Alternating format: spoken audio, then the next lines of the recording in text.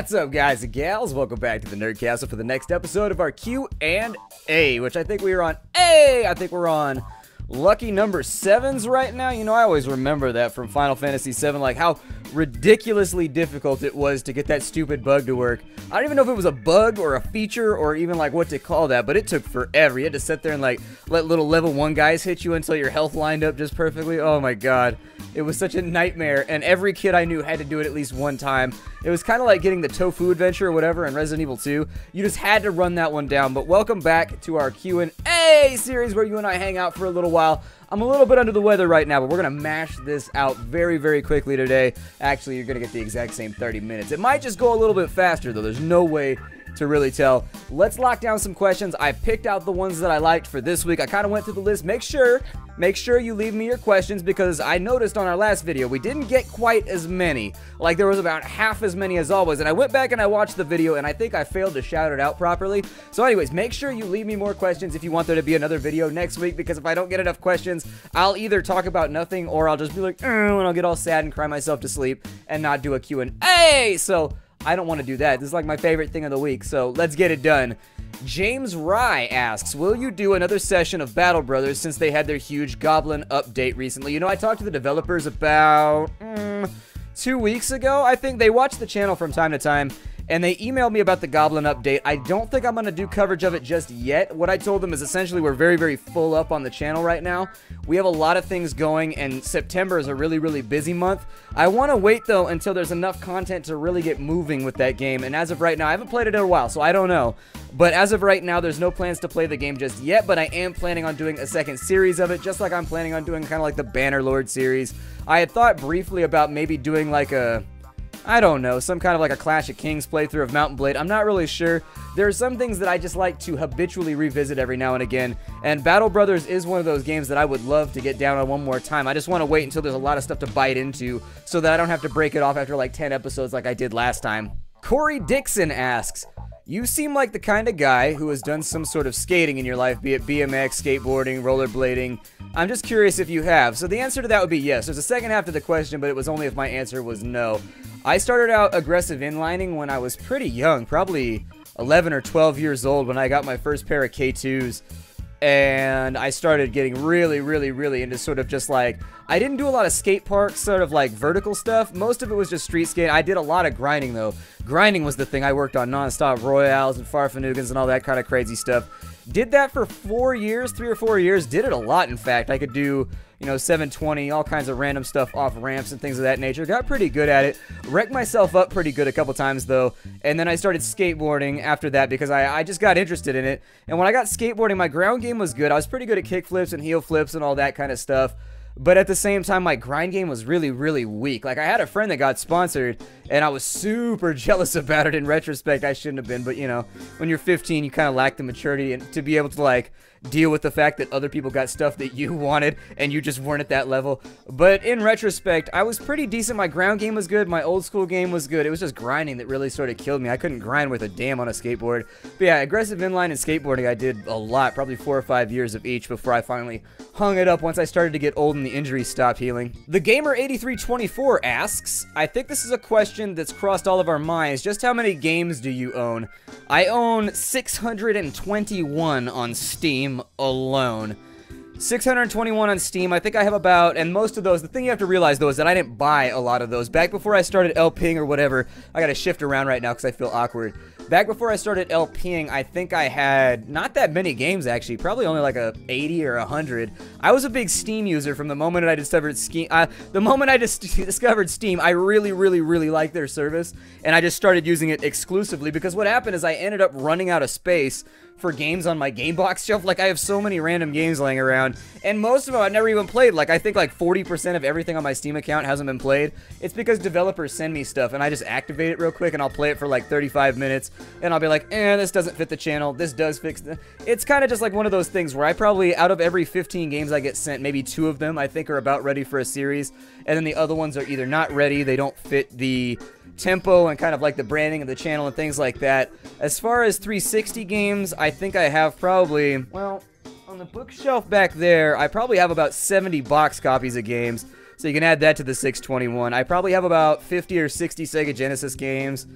I think I only have about 15 games for the Super Nintendo because I've really never jumped into that and tried to collect them, but I obsessively, every time I see Sega Genesis games with the box and the manual and like the stuff inside of it, I'll buy it, whether it's at like a random, you know, whether it's at a convention, whether it's on eBay, whether it's at like some random just like thrift shop or whatever. I can't help myself. If I see it like Goodwill or wherever else, I'm probably going to buy a bunch of Sega games if they're complete. But anyways, I probably have 50 or 60 Sega games. You can see them kind of stacked up over there, kind of, they're right next to the Scarface poster. That's one stack of my Sega Genesis games, and it goes like 4 deep in the other direction.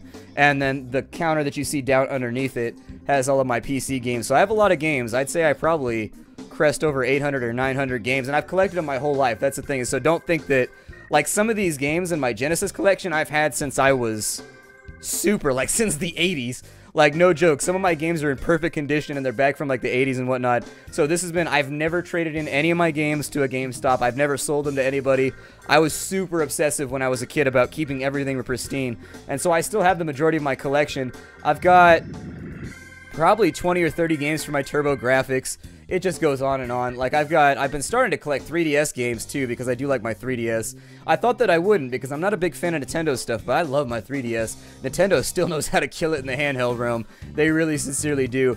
But I would say, I mean, I'm not sure. It might go over 1,000, but I'm an obsessive collector of video games. If I see them anywhere for like cheap prices at like thrift shops or whatever, I just add them to the collection. It just keeps going. Most of them never even get played. They just kind of are in my collection. I feel like games have got to the point where they're sort of like artwork.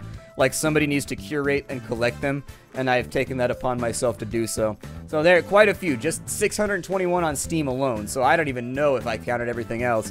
The number could get quite large. The Cat Pack Leader asks, what is your favorite color? Green. It is the most superior of colors. This right here, best color ever invented by whoever invented colors. Carlos Tearing asks, so growing up, what event or person in life really had an influence on who you are today? So that question, so that requires a little bit of background, I think. I've always been the kind of person that takes on, I've been a social chameleon like my entire life. Like when I was in high school, I fit in with just about everybody. I had friends from all over the yard. I had friends from like every different group and stuff like that. I've never been the biggest. I've never been the strongest. I've never been the smartest. I've never been the fastest. But when it comes to social situations, I've always felt like I am the bard, basically. Like, I've always done very, very well in social situations. Like, I kind of just, like, know what I'm supposed to say. And people seem to like me for some reason. Even though all the evidence to the contrary says that they probably should not, they still, for some reason, do.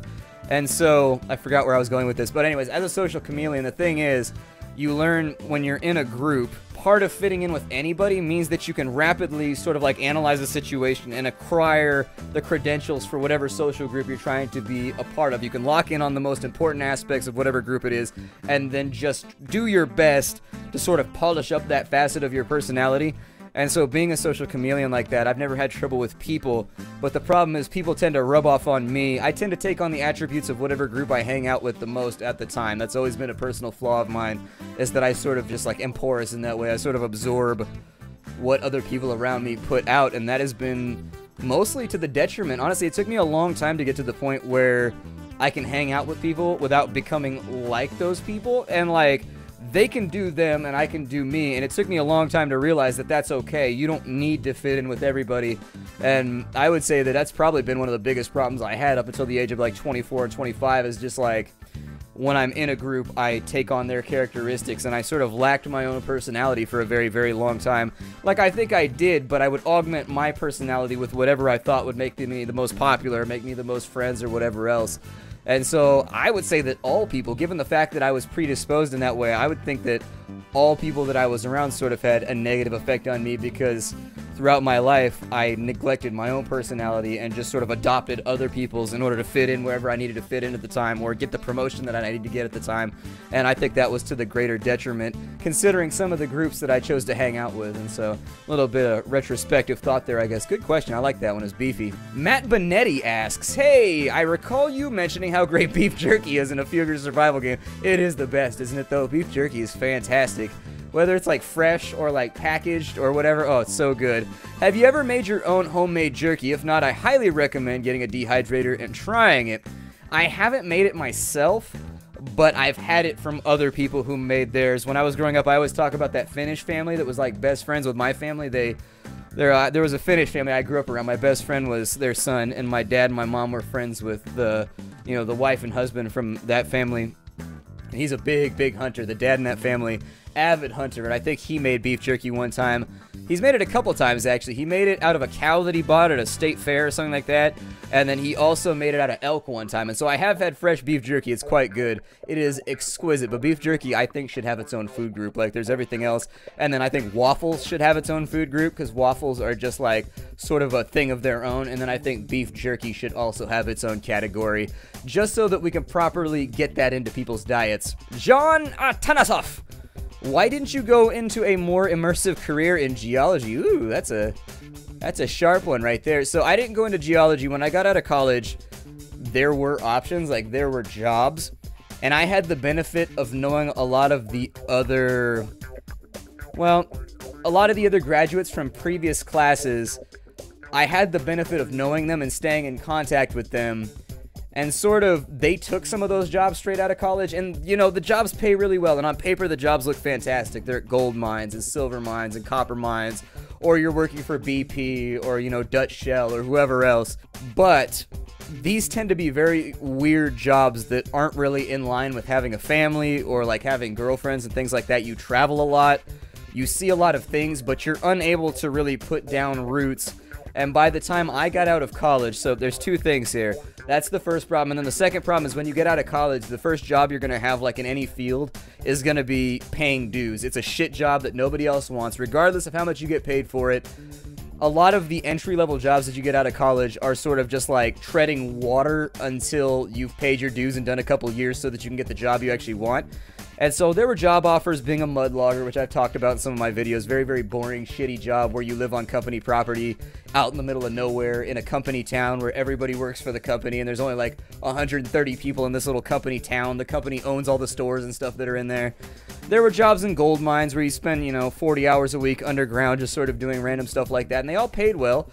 They were all, you know, like $80,000, $90,000 a year, but really, I had a few friends out of college that jumped straight into that, and I had heard from them that they were just miserable and not enjoying life because these are not environments that are conducive to happiness, I guess.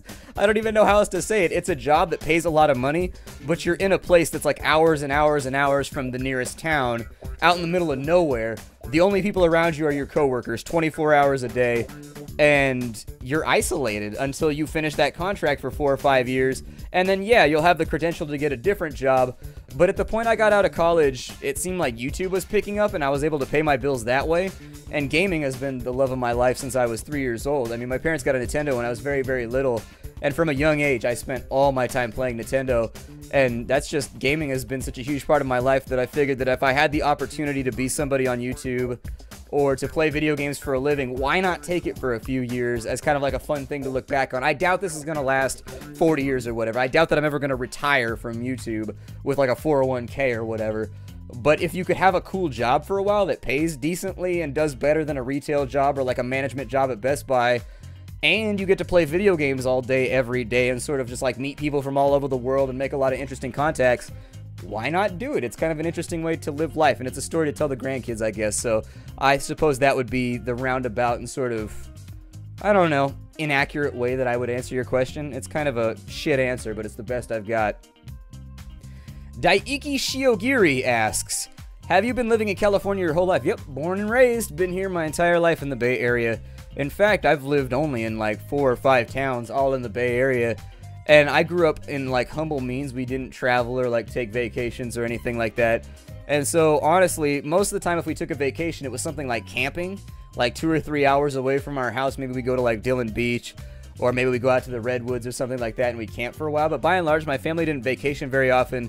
And if they did do an impressive vacation, my dad usually reserved it for him, my mom, so that they could get out and have like a romantic vacation or whatever along the way. And so, you know, didn't travel a whole lot. I actually haven't been out of the state too much. I spent some time in Hawaii. I spent, you know, some time in Nevada. I've spent some time in Arizona because I have family there. But other than that, don't really leave California that much. Don't travel very often. I've been to Miami. I went to Jamaica one time, which was pretty cool. Jamaica was pretty awesome. I saw Cuba one time from a boat. This is back before you could go to Cuba as an American, so I'm really hoping that the embargo or whatever, I'm hoping we make nice with the Cubans so that we can actually go there and they can come here and we can vacation and, like, you know, be on good terms with our neighbors. It's never good to have somebody 20 miles away from you that hates your guts. That's a bad plan. It's a bad plan. Alex Carasone. I apologize if I get your name wrong, by the way. Hi, Splat. I just wanted to know, what's your real name? My real name is Matthew, with 2 T's. I'm not one of those weird Matthews with 1 T. I know some people, like in some countries, that's like the standard spelling, but in like the United States, the standard spelling has 2 T's, and so Matthews with 2 T's, we refer to the Matthews with 1 T's as 1 T's. Dirty 1 T's. But anyways, yep, that's my name. What is your opinion on Call of Duty? I like Call of Duty. I don't play it very often. Call of Duty is one of those things where Call of Duty, I think every 3 games or every 2 games I buy it and I play it online with my friends, and it's fun. I mean, if you got friends to play with, it's a cool series. It's a streamlined multiplayer experience that's pretty fun on consoles. I've never played it on PC, so I wouldn't know. I usually get it on Xbox or PlayStation because that's what my friends have. But I usually go every couple games. I don't buy every single installation. I usually buy them like every other game or every 3rd game, just because there's not that much of a change in between each one. Mini Murgle, if there was one thing on your channel you could have done differently, what would it be and why? I would have branded the channel a little bit better. I would have branded the channel a little bit better. I think that making a variety channel is a tremendous mistake. And having the experience that I have now on YouTube and having made a career of this for several years now, going on 3 years, I would say that I would have branded things a little bit better. I think the reason that I have so much trouble retaining viewers and things like that is not because my jokes aren't funny or because I fail to bring commentary properly. I think it's because my stuff is just all over the board. I play a lot of different types of games, and that fragments my audience a little bit. And my advice would be, as I said in a previous Q&A, I gotta get the enthusiasm in there. I would say that the big thing that I would have done differently is I would have branded it better. Like, I would have focused only on survival games, or I would have focused only on open world games, or I would have focused only on action games or shooters. It's a good thing to do because it means that you're going to have better viewer retention, you're going to do better numbers, and if you enjoy, the problem for me is that I don't enjoy any one type of game for too long. I get bored, and so, you know, I wouldn't have made a variety channel. I think I would have done that a little bit differently. I think I would have focused a little bit more heavily on video logs, but, you know, you can't change the past. I think I'd do it a little bit differently, but we are where we are right now because of the decisions I made. So I don't know. It's a hard thing to second guess yourself on because I wouldn't be where I am right now if I hadn't made the previous decisions I did. So it's a weird, murky place to be. Quater Elysion. Hey, Splattercat, he asks, you have mentioned a few times that you work out so that you can eat what you want. That's the only reason I work out. I like working out and I like sort of like honing the body, but at the same time, I'm selfish and it's because I want to eat more candy. My question is, if you could eat whatever you wanted in whatever quantity without any economical, health, or even moral concerns, like I'm going to eat humans or like dogs or something, I'm going to eat my neighbor's pets, what would you choose? Scenarios Pizza. In the Bay Area, there's a place called Scenarios. It's super good, and I would just eat it non-stop. I really I enjoy Mexican food. Like, Mexican food is the addiction of, I think, everybody in the West and kind of like the Southwest, and just Mexican food. If you get out to like Texas or any further west, everybody just like really likes Mexican food. It's the best. It's one of my favorite things in the whole world, and so I would just eat Mexican food nonstop. It's amazing. Other things, when it comes to candy, I like Airheads. Those are pretty good. I could eat Paydays. I'm sorry, not Paydays. Is it Pay? No. I could eat Baby Ruths. Paydays are nasty. I could eat Baby Ruths all day, every day. I find those to be delicious. 100 Grand Bars. I could eat those all day, too. And cake. I love cake. Like birthday cake. Oh, my God. I could eat it nonstop. Sometimes I eat so much birthday cake that my stomach feels like it's going to explode. And I'm just like, but I want more birthday cake. Like, I just keep shoveling it in. As long as you keep cutting me pieces of cake, I will keep eating it. I have a problem with cake. I love it. I just, not ice cream cake though. I don't know. Ice cream cake, the cake part always tastes weird and stale. I've never had, like, ice cream cake is okay from time to time, but I like real bakery from like the supermarket bakery. My sister works there, and oh my God, the cakes they make over there are so good. I love them. Splinter B asks, if you could live in any fictional universe, Lord of the Rings, Star Wars, Elder Scrolls, I assume I could fill that in with whatever, where would you live? Actually, you nailed it on the first one, Lord of the Rings, but not just anywhere. I would be a hobbit, and here is my rationale. While the rest of the Lord of the Rings universe is burning down, like Middle-earth is having total problems during the trilogy, the hobbits are doing what? They're basically chilling, partying, eating mass amounts of food, getting shit-faced, and smoking weed all day, every day. And it just seems like that, like nobody in Hobbiton has any worries whatsoever. That's why they're so worried about frivolous bullshit like who's going to inherit this and like who's related to who, is because they have no real worries. They live in a place that's relatively safe until the scorching. And so like they just party like all day, every day. It seems like a very carefree and just sort of happy life. You get to be kind of like fat and happy and have hairy feet, and you can walk around barefoot all the time and nobody seems to judge you for it. It just seems really, really awesome. I would be a hobbit. I totally would. And I would not even feel, I wouldn't feel guilty about it at all. They'd be out there in Rohan and like Gondor just like dying in droves, and I'd be like, how's it going out there in the east? Oh, it's not going so well, huh? I mean, you could come to Hobbiton. You want to come hang out? I got this killer bong. I made it out of a pumpkin. We're gonna have a party tomorrow night. It's gonna be, I don't know, it's not Bilbo's birthday, it's somebody's birthday. I'm not really even sure. But we're gonna go there and like say poems and drink a lot of liquor. I mean, you can come and hang out for a while if you want. I'd be horrible. I'd just be a hobbit and do nothing the whole time. It'd be amazing, living in like an air-conditioned hole in the ground. Fantastic. Ben Osik. This is going to be our last question of the day because apparently it's the last one that I wrote down. I guess this one's going to be a little bit short. Ben Osik asks, here's a fun one. If a game of modern AAA quality, let's say Skyrim, for example, had been released when you were 15, how would you have reacted to playing it? Well, I can give you a little bit of perspective right there because when I was a kid, Baldur's Gate came out, and that was a hiccup. I was stopping a hiccup right there. I was stopping it from happening because I didn't want to grace you with the horrible sight of me being like, and having a hiccup. But Baldur's Gate was kind of like the Skyrim of its day. It was the shit. When you went to CompUSA or wherever, I think back then Circuit City was a thing, they would have just like dozens of copies of it with like the fold out thing, and you could look at it, you could see the pictures, and you were like, this looks so badass, but my computer won't run it because I have an Apple IIe. And so eventually my dad got a new computer for his business, which was like in his office, and I had a key, and so I went and got Baldur's Gate, and I would just spend inordinate amounts of time at his work just like playing Baldur's Gate all day, every day. In fact, they had to kick me out. My parents stopped letting me play it. They actually grounded me, and they put a password on his computer because I was playing Baldur's Gate too much. I would get home from school, and I would just play it like 12 hours a day, like all day, every day. And so I would say that I would react to it the same way that I reacted to Skyrim. I would just binge out on it for like 2 weeks and vanish. When Skyrim came out, I was in my first year. I think I was a junior in college, but I transferred out as a 2-year. And I was a junior in my programming major. No. Was that when I transferred to Geology? I was in Geology already because I remember being at a Geology club kegger, and all the other guys were talking about how they had Skyrim right now, and they were just like totally talking. That's all they could focus on at the parties, getting shit-faced and talking about Skyrim. And yeah, I vanished. I grew a big beard. I came back to school. I missed so many lectures. It was bad. Skyrim almost ruined my junior year, but I stopped it from happening. But I would say that I have a big problem with binging games that I get really, really stuck to. And the games that I can think of that were like that, I got really stuck on Baldur's Gate 1, Baldur's Gate 2, Fallout 2, I vanished for like months. Skyrim and Morrowind both, and Oblivion. When those came out, it was just all kinds of ugly. It was just, I gained weight. I was generally just sort of like pale and emaciated. I survived mostly on ramen because back then I was unemployed, so it is what it is, but I think I would respond the same way now. This has been, I think, the 7th episode of our Q&A. So anyways, I'm glad you guys could stop by. It's a lot of fun hanging out and talking about things with you. I enjoy sharing a little piece of myself every single time we have these Q&As. Please leave me more questions down below. I got scared this month. I was like, no, there's no questions. Try to make them meaty, though. I really like the philosophical ones. Like the ones that's like a paragraph, but we can really dig into life and like, I don't know, sociology and just like psych. I enjoy that kind of stuff where you get to analyze situations from the past and get a feel for them.